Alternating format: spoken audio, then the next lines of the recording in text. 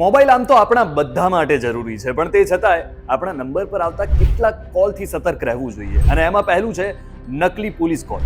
કોઈ પોલીસનો કોલ આવે, ઓનલાઈન પૂછપરછ કરે કે ડિજિટલ ધરપકડની ધમકી આપે તો કશું જ વિચાર્યા વગર કોલ કટ કરી દેવાનો, કેમ કે પોલીસ કોઈ દિવસ ડિજિટલ ધરપકડ કે ઓનલાઈન પૂછપરછ કરતી જ નથી.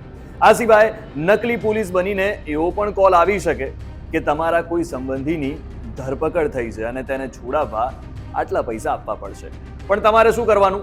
કોલ કટ કરી દેવાનો. હવે બીજો કોલ એવો આવી શકે કે ભાઈ તમારા ક્રેડિટ કાર્ડ પર મોટા ટ્રાન્ઝેક્શન થઈ રહ્યા છે અને તેનાથી બચવા તમારે કેટલીક ડિટેલ્સ આપવી પડશે, અને ડિટેલ્સ આપી એટલે તમારું બેંક એકાઉન્ટ ખાલી થઈ જશે. એ સિવાય એવો પણ કોલ આવી શકે કે ભાઈ તમારામાં ભૂલથી કેટલાક પૈસા રિફંડ થઈ ગયા છે, ટ્રાન્સફર કરી આપો ને. આવા કિસ્સામાં પહેલા બેંક હિસ્ટ્રી ચેક કરી લેવી. બીજું કે જો કોઈ લિંક દ્વારા ફ્રીમાં કેવાયસી અપડેટ માટે પૂછે તો ના પાડી દેવાની, કેમ કે જો તમે લિંક પર ક્લિક કરશો તો થઈ જશે તમારી સાથે ઠગાઈ. એટલે બેંકમાં જઈ વ્યક્તિગત કેવાયસી અપડેટ કરાવી લેવાનું.